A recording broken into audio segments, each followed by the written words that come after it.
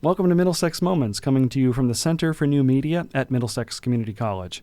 I'm Steve Minkler, the college CEO, and joining me today is Dr. Rob Steinmetz, who is a regional president in the Connecticut Community College system. Thanks for joining me today, Rob. Thanks so much for having me. Excited to be here. Now, you've been with the community colleges for just about a year now? Yeah, about 8 months actually, as the Capital East Region President for the community colleges. Now, the regional presidents are something new in the community colleges in the state, right? That's correct. I'm the first one in the role, and there are two others. Each have a number of community colleges. So one has 3, one has 4, and I have 5. And so that includes Manchester Community College, Capital Community College, Middlesex Community College, Quinebaug Valley Community College, and Three Rivers Community College.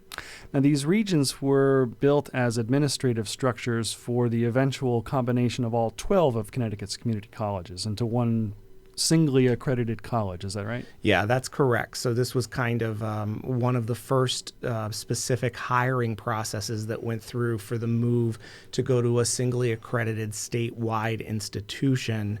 And we're really working a great deal with both those at the system office and throughout the state, as well as very closely with individuals at each college to talk about how both that operationalizes and also just how to support what's happening today for our students at each of the institutions.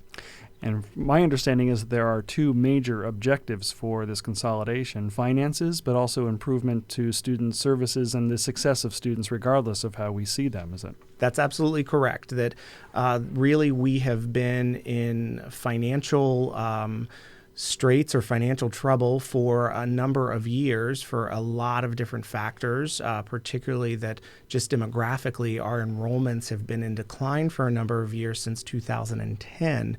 And so there really is a question of how to ensure we sustain all 12 campuses throughout the state. So that is one of the priorities, that we really want to figure out how to support keeping all of these campuses open, because we know that transportation and the distance that students are from the colleges that serve them is a huge factor on their ability to attend. So that's the first priority. And the second and as important priority is looking at student success and completion.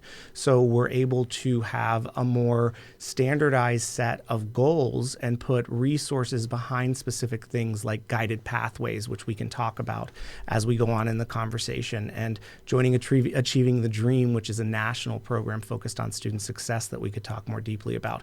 But it's absolutely focused on looking at those outcomes, because in the state of Connecticut, we really have issues related to equity, for example. When we look at students of color and their success rates and completion rates compared to their white counterparts, there's a dramatic difference. And so one of the big goals around that is how do you close that gap? And I know that the work that you described, Achieving the Dream and guided pathways, and actually kind of working more collaboratively among the colleges is intended to help us improve student success and close those gaps. And at the same time, that might actually help us with our financial picture, because, like any good business person knows, the difficult thing is getting a customer or a student the first time. And if you spend some of your time keeping those students until completion, then that actually adds to your ability to provide services for all students. Right. That's exactly right. It both helps to improve the outcomes for students. It improves the financial outlook. And then what you also have are larger numbers of students reaching their goal, which contributes a greater deal to the financial sustainability of our state and of our communities that we all live in, because 84% of students at community colleges actually stay close to where they graduate from. They're less likely to leave the state than other areas of higher education. Rob and I were talking about the consolidation of the 12 community colleges into one singly accredited college by the year 2023. But the 2 overarching objectives for this are to help improve the system's finances, but also to serve our students better. And we talked about a couple of initiatives that the colleges and the systems are presently involved with. So Guided Pathways is a national effort that has really been a clear focus for community colleges across the country. And now as a state, we're having conversations around that. And the general idea, and why we call it Pathways, is that we want to help students choose the path for the goal that they'd like, and then help them stay on path to reach their goals. So just like if you're going to a grocery store, there are oftentimes, 20 different options for cereal, and it's hard to make a choice, right? And for students, we need to provide them with the support with things like effective academic advising that will allow them to understand their options and to make decisions on the most straightforward path to reach whatever goal they have set for themselves.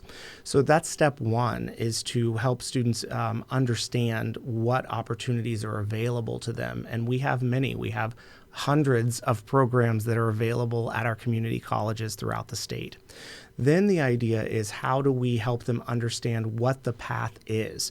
So a lot of research shows that students who have a clear goal are able to much more easily accomplish what they've set out for themselves, and that makes sense, right? You know where you're going, so when times get tough, you can see where the end is. Whereas students who maybe haven't decided on their major or don't understand the classes they need to take to be able to complete their degree are really going to be more likely to step away from the higher education experience when the going gets tough. And for all of us, the going will get tough at some point. We have financial issues or issues with family getting sick or any other number of things. And those are always the reasons that students state that they had to leave an institution, but we all had those things. So it's a question of how we provide the supports for them to be successful. And that's the next piece that Guided Pathway looks at, is really what wraparound services do we offer to students. And it's looking at things from effective counseling support to tutoring support to food and housing insecurity. All of these things that if students don't have certain financial barriers removed or certain personal barriers that we're providing support for, are more likely to be to really struggle with being successful. And there are a lot of different areas, but teaching and learning and effectively learning is a key part of the Guided Pathways area. How are we evaluating to make sure students are getting the content that they need in order to be successful? And our faculty are doing a great deal of work to evaluate that.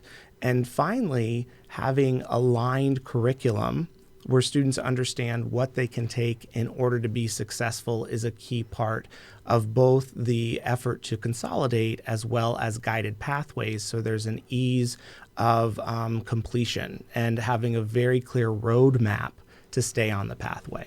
So a lot of this sounds like you really, as an institution, need to consider the needs of the students first, hence Yes. the name Students First of this initiative, where lots of times maybe we've drifted away from some of that as being our central focus, but a lot of the things you were describing would lead Middlesex and our sister colleges to think more purposefully about a course schedule that students can actually sign up for, so they can get their full course load. Right. And also considering that they may work or they may have families or whatnot, and making sure that those students can get those courses in sequence so they can actually graduate on time. Exactly. It is putting students at the center of our conversations, and we do a great job at that on an individual basis. I have seen so much passion from faculty and staff at Middlesex for supporting our students, but that's not what we're talking about. We're talking about how we do that systemically, how we build it in so every student is able to access and have that experience.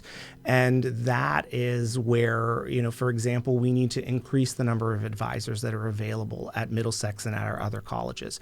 Those are the sorts of pieces that we really are focused in on to allow us to truly have the resources available to students that allows us to be student-centered in a more effective way. So to both look at data and information and not accept things that are anecdotal, to know that the strategies we're doing are correct, but also to put the resources behind what we need to do to help support our students effectively. Absolutely. And you've had considerable experience doing this at colleges before coming to Connecticut. So maybe if you could tell our listeners a little bit about your background. Yeah, absolutely. I started out as a college student at a community college myself. So I'm a first-generation student. My father was a mechanic. My mother did data entry. I really didn't have a plan for what I was going to do when I graduated high school, and just saw that green sign on the side of the highway, that said the local community college was there. And so I decided to go and to apply not knowing anything. And my first semester there was life-changing, and I was able to be on campus a great deal. I got involved in a club. I got on a student worker position and was able to truly engage deeply as a student, and for the first time really fell in love with education. I always say if my high school faculty members saw me now and know that I went on to get a bachelor's, a master's, and then a doctorate, they would probably struggle to believe that.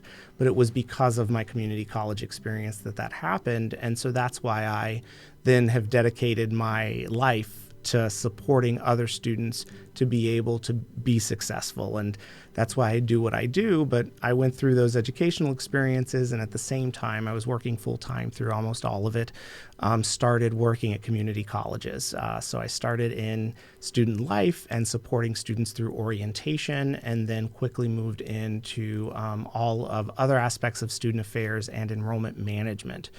So I was the enrollment manager at 4 institutions before I came into Connecticut, and so have worked a great deal on both helping increase access to the community college, but also increase student success, because the term strategic enrollment management is really looking at the entire student cycle to help students be successful and to maximize what we're doing to help support access and success. So for some of our listeners who may not understand what enrollment management encompasses, what are some of the touch points that a student might see at a college that are under enrollment management?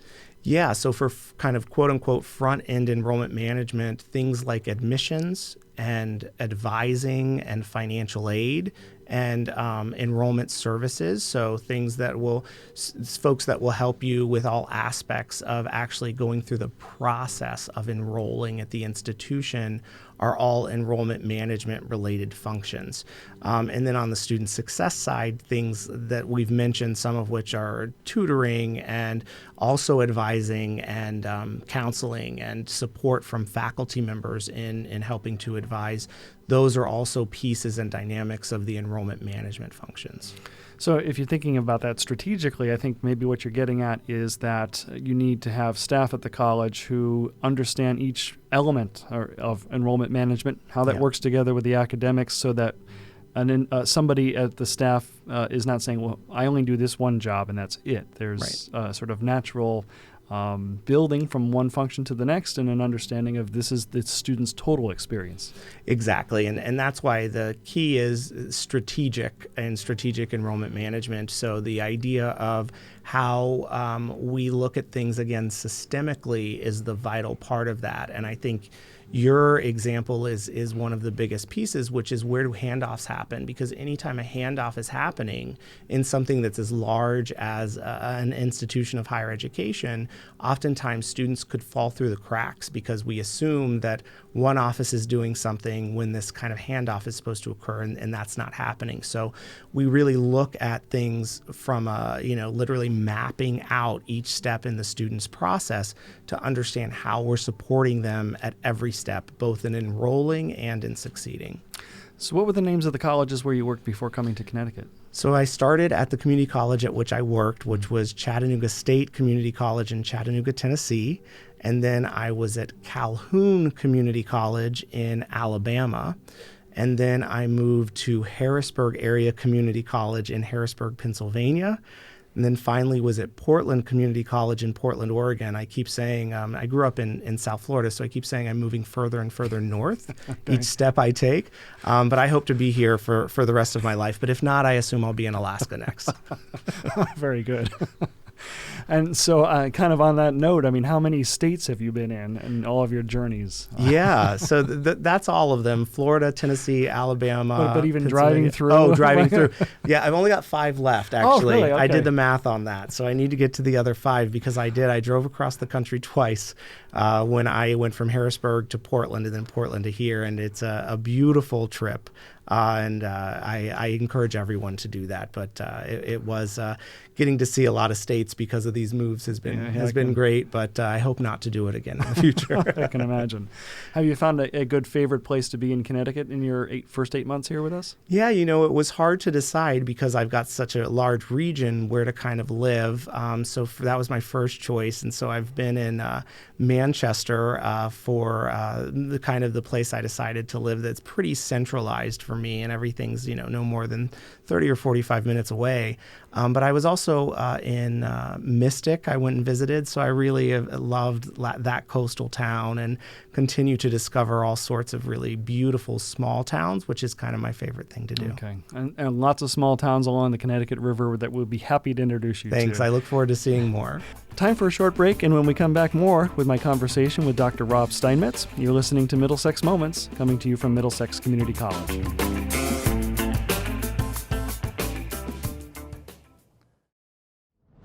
At Middlesex Community College, we help students discover their future. MxCC is our college. With affordable payment options and easy access, come see how Middlesex can be your college. MxCC is my college. Classes in Middletown, Meriden, and online. MxCC is our college. Middlesex Community College, your future. So the ODD program is actually a really interesting, rewarding program here at the college. It's ophthalmic design and dispensing, and we teach the art of opticianry, which is fabrication, fitting, dispensing of eyewear solutions, contact lenses. There's really a whole host of different job opportunities when you've studied in this field. There's a huge demand for our services for private practice jobs, corporate opticianry jobs. We work with ophthalmologists. We work in optometrists' offices. We are in a unique position in the state of Connecticut in that opticians can fit contact lenses. And because of that, a lot of our curriculum is based around the fitting and evaluation and dispensing of all sorts of contact lenses. And the students here learn on the latest and greatest technology. Topographers, slit lamps, have wet labs and hands-on. We practice on one another. It really gives you an immersive experience, and how you decide to fit in and what you decide to do, the sky's the limit. Some folks come to this degree program because they've been in the business already. They just want to learn not just what they're doing, but why they're doing, the science behind it.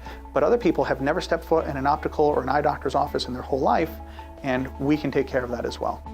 Many of our students get involved with mission projects to volunteer with a nonprofit organization where we provided free eye care and free eyeglasses to a underserved population. There's a hands-on internship where you go out and work in the field. So not only you're getting the hands-on, but you're getting the community service aspect as well.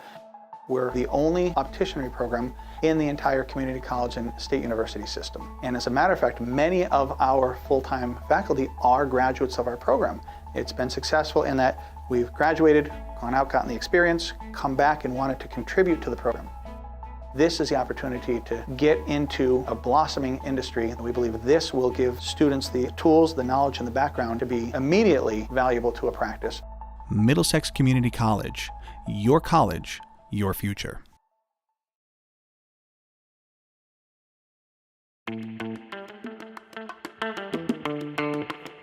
Welcome back to Middlesex Moments, coming to you from Middlesex Community College. I'm Steve Minkler, together with my guest, Dr. Rob Steinmetz, Regional President with the Connecticut Community College System. And Rob, you oversee 5 colleges in Connecticut? Yes, that's correct. correct. Those are? They are Capital, Manchester, Middlesex, Quinnebog, and Three Rivers Community Colleges. Okay. And earlier in the show, we were talking about some of the objectives for regional administrative units within the community colleges as we look forward to becoming one single college in a few years. And I think one example earlier today, actually, we met together with the heads of your 5 colleges and you talking about ways we can collaborate. And that seems like it could be an exciting prospect for many students, considering how 12 colleges do things 12 different ways? Yeah, absolutely. The idea throughout the country, this is true, but particularly in Connecticut, 25% of our students go to more than one community college. And so they have to apply when they go to a new institution. They have to do transfer articulation, which means that the classes they took from one community college may not transfer to another one, and the curriculum may be different, which means that for their major they may have to take different courses. And so that's a key part of the student success aspect of becoming a single institution, that we're able to have one application process, a single curriculum, and that we're able to support students. But in addition, it increases our ability to collaborate in ways that just are not part of the system when you're independent institutions. And so some things, for example, we're talking about are looking at how we can work together to offer online courses that multiple campuses could help fill, right? That right now, you at Middlesex may not be able to offer, we were talking about African American history course, right? And may not be able to offer that as a single college right now. But if we offered it at 2 or 3 campuses, then we could do that. And we're working out ways to do that now, even without going to single accreditation, though that will help make it much easier because the financial modeling even changes. In addition, we talked about the idea around how we can collaboratively work together more on workforce and business and industry needs. So how do we work as a region to collaborate and strategize and use the strengths that exist at each of these campuses to offer throughout our region and then throughout the state as we work collaboratively with the other 2 regions. And so all those things will just help to increase the amount of work and support we're able to provide to our community. I was talking about the idea of business and industry and the efficiencies that can be shared through us being able to strategize together. So we all have a goal of reaching a certain amount of activity versus each campus individually having to kind of figure those things out. And we just share expertise and best practices. That's been the biggest thing that I've seen as I've had regional meetings with various aspects of the colleges with which I work, is that they're able to just share ideas that they just hadn't had a place to facilitate that conversation before that has led to other colleges being innovative. For example, something as simple as our foundations working with scholarships. One of our campuses was still using a paper-based process because that's what had worked for them. But as we had conversations as a region, they were able to help understand what the other colleges were doing and quickly shift to offering still paper, but also offering an online option for students. And we've seen a dramatic increase in the number of students who are able to apply for the scholarships because of that. So those are just a few of the different aspects that really, I think, are being helped by having these regional conversations. We've also learned that here in Connecticut, we're not alone. So all 12 community colleges now are members of the Achieving the Dream Network, which is, I think, started about 15 years ago or so. Yes, it did. It started through some significant dollars that came from the Bill and Melinda Gates Foundation, the Lumina Foundation, and there was a real focus on how to improve outcomes for students at community colleges. And so now this is an independently run nonprofit that helps bring hundreds at this point of community colleges together to talk about how we're going to help support student success moving forward. And they were the key people who had conversations around guided pathways most recently, looking at developmental education and how to improve outcomes of students who start needing some help before they get to college level work, and being able to get through that process more quickly and more easily so they're more likely to be successful, as well as many, many other things. And it's allowed for best practices and data-based information to truly improve outcomes. And there now is a particular focus on equity as well. And I think some of that is in response to the data that have been collected over the last 15 years or so to really point to the fact that students of color tend to lag behind white students, right? Which is actually, sadly, nothing new when we see some of the results in the public education system as well. But that it is incumbent on community colleges for all of our community to make sure that we're not leaving everybody behind. Right. Yeah, what you see is, for example, outcomes related to completion. So there's a 3-year completion rate. And if you just look at students who have graduated, you've also got students who transfer and are still attending, but students who graduated, 13% of white students graduate, and it's 6% for African American students, 8% for Hispanic students. So there's this dramatic gap in completion. And so at my previous institution, we called that the opportunity gap, because there's an opportunity to both improve outcomes for all of our students, but also to close that significant gap. And there are many strategies that are now being implemented at our colleges and as well as colleges throughout the country to help see that change. And what are some of the strategies that you may have seen at your previous colleges, or in reading some of the literature that's been published about closing those equity gaps? What are some of the things that have maybe the most immediate impact? Yeah, I'll mention 4 things. So one is there is a need for a culture change and a conversation around things like unconscious biases that we all have, and systemic racism that exists just in literally the systems that we have in all aspects of our society. So how do we first talk about training and rethinking that with our faculty and staff internally? But then specific strategies are being implemented.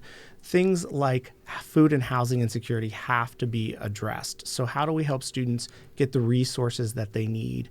How do we look at things? There's a national effort called Single Stop, where a student can enter their information and understand all of the different resources that are available to them from external partners outside of the institution. But we help advise and facilitate them understanding that, because oftentimes students don't understand how to kind of quote unquote get through the red tape to be able to access those services. But we also have food pantries at all of our colleges. The Magic Food Bus at Middlesex is a great example of that, and we've now even got a garden that we offer fresh produce from.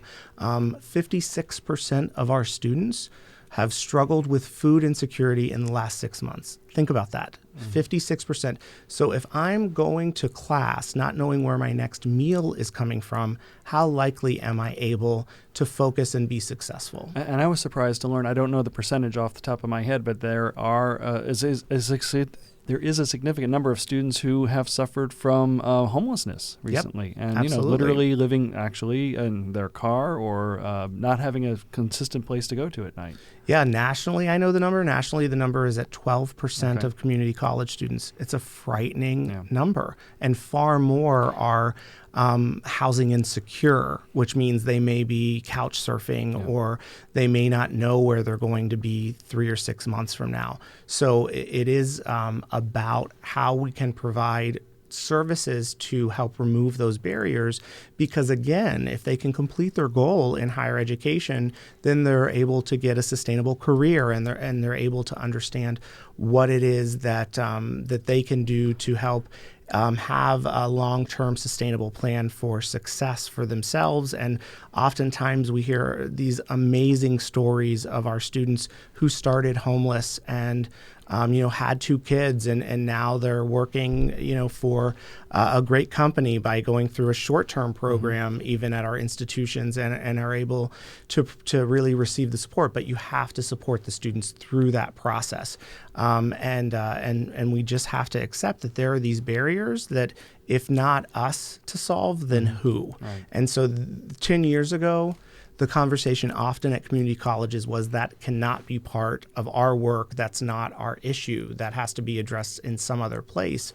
But we've now come to terms with, and Achieving the Dream has been a key driver of this, the fact that no, we have to accept that if we want to improve student success, we have to address these systemic issues. Yes, and I think because we've set ourselves up to sort of ignore the problem or push it aside, now we're playing catch up in a major way. So I think being able to address food insecurity through food pantries, some housing insecurity as best as we can do that, connecting with the community to provide resources of all sorts, but particularly mental health. And I think that's something that the colleges have done a really good job of trying to understand and get a handle on much better, but we are under-resourced and understaffed because of maybe some bad choices in organization in the past.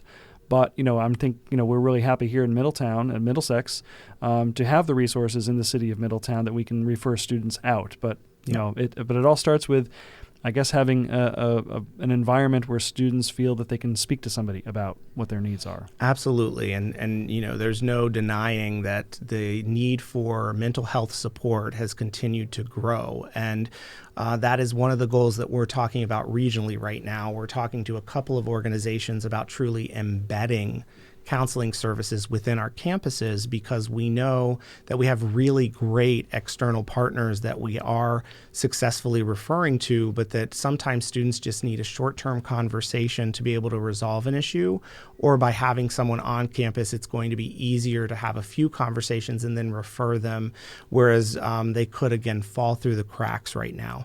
And it is going to be a key part of what we're going to do regionally over the next few months. Great. Well, speaking of conversations, I'm afraid our time has kind of come to an end for this conversation. That was so fast. But we hope to have you back on Middlesex Moments again soon, Rob. Great. Thanks so much for having me. So I'd like to thank Dr. Rob Steinmetz, Regional President for the Connecticut Community Colleges, which in his region includes Middlesex Community College, for joining me today. And I'd like to thank you, our listeners, for joining us for another edition of Middlesex Moments. As always, you're welcome to visit Middlesex Community College in person at our main campus, located at 100 Training Hill Road in Middletown, or at our Meriden Center at Platt High School, where we offer afternoon and evening classes 4 days a week. And of course, you can visit us online at mxcc.edu any time of the day, 24/7.